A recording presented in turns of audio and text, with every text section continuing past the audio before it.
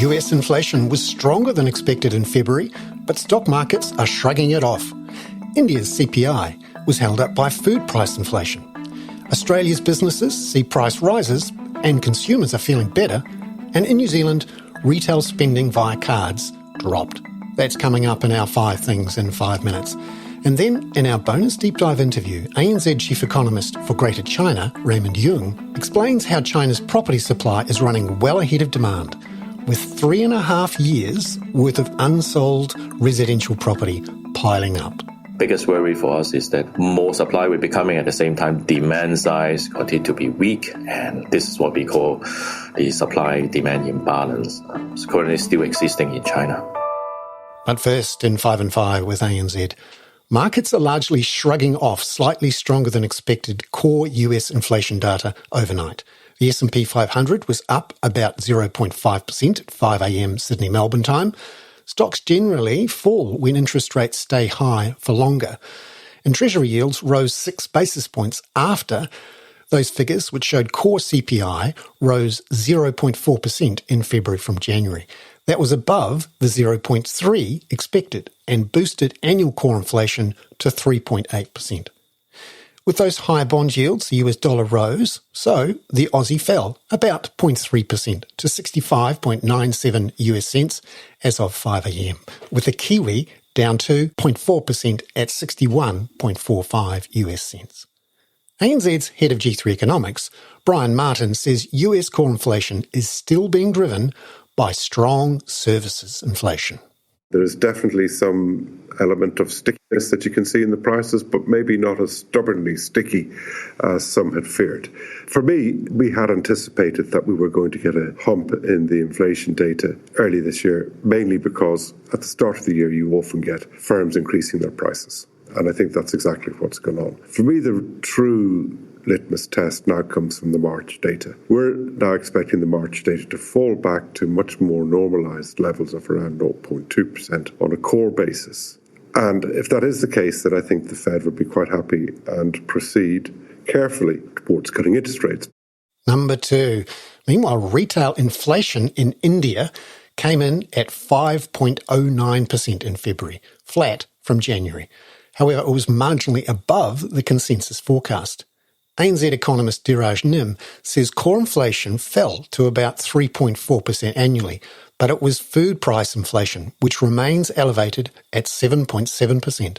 The broader message is that inflation is only gradually falling right now, but it is falling as per the plan, as per the outlook that the Reserve Bank of India had presented at its last policy meeting.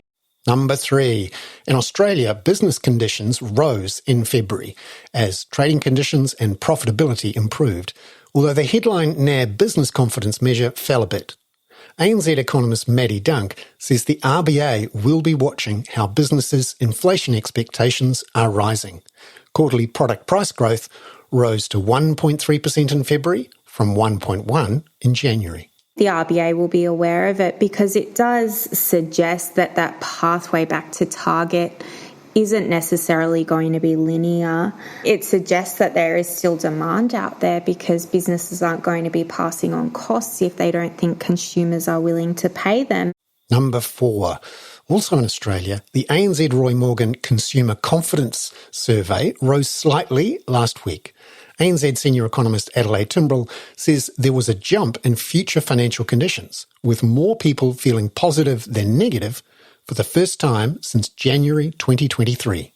The expectation of tax cuts from Stage 3 tax cuts in Australia, potential other fiscal stimulus from the May budget, as well as the first rate cut, which we expect to happen within the year. All of these things together are likely making households feel a bit more positive. Number 5. In New Zealand, retail card spending fell 1.8% in February, led by lower spending on fuel, clothes and consumables. Here's ANZ senior economist Miles Workman. If we zoom back and we look at the big picture here in terms of cards transactions, it's fair to say that the momentum in card spending is pretty soggy. It's been trending sideways for almost a year now, suggesting that the impact of high inflation and rising interest rates is certainly keeping household spending contained. Miles Workman there. Now, in our bonus deep dive interview, ANZ Chief Economist for Greater China Raymond Yeung says the supply-demand imbalance in China's property market is growing worryingly wide. He says China has 3 billion square metres worth of unsold inventory, compared to the 330 million square metres of existing property for sale, almost 10 to 1.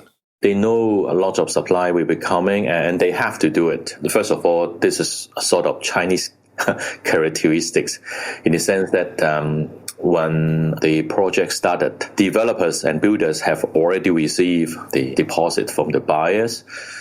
So from the customer protection perspective, then there's a reason for the government to support the existing projects so that those who already put down the deposit will get back the property in the end. And so they really need to rush for completion. Secondly, when I talk about the Chinese characteristics, is that many of the projects have already received the mortgage financing. In many other countries and economies, and we start the mortgage only after the project completed. But in the case of China, the mortgage enter, which means that the banks are also really focusing on the financial stability and the mortgage book. So there's a reason from the financial stability perspective to ensure a project can be completed. So despite, this potential supply that may increase and weigh on the future supply-demand imbalance in the market, but there are reasons, for the authority to ensure those projects can be completed on time. So at the same time we're seeing the supply, we're seeing demand reduce as consumer confidence is easing in China.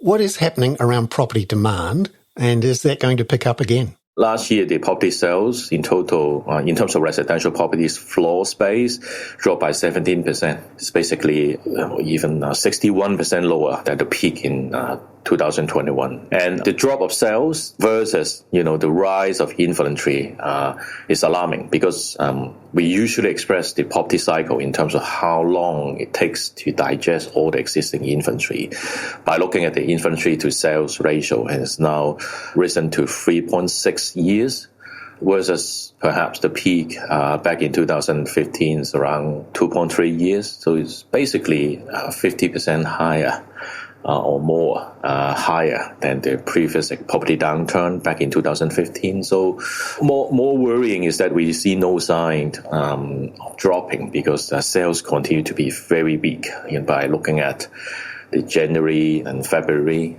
property sales, and the inventory to sales ratio has continued to be rising. So this is a biggest worry for us, is that more supply will be coming, at the same time demand size continue to be weak, and this is what we call the supply-demand imbalance.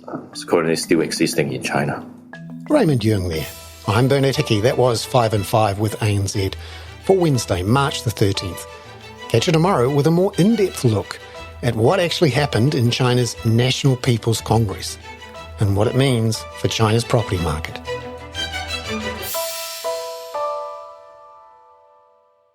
This podcast contains general information only, not investment advice.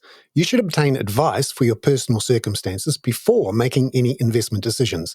Please view the podcast disclaimer available via your media player or email.